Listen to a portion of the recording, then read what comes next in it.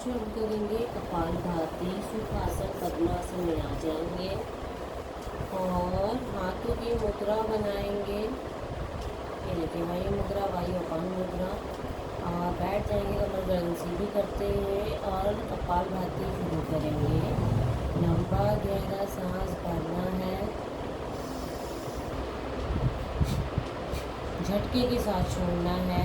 पेट अपने आप अंदर बाहर जाएगा। जाते हुए सांस पर ध्यान देना है, लेते हुए सांस पे ध्यान नहीं देना। स्टार्ट करिए। जिन्हें पीरियड की समस्या हो वो कपालभाति बहुत स्लो कर सकते हैं। देखिए स्लो कैसे करना है।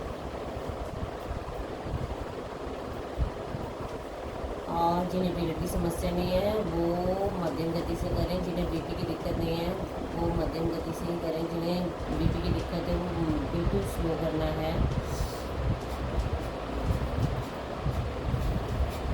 ये बहुत अच्छा प्राणायाम होता है, आपकी स्वेलिंग को दूर करता है, यूट्रस की, पेट की, पीरियड की समस्याओं को दूर करता है।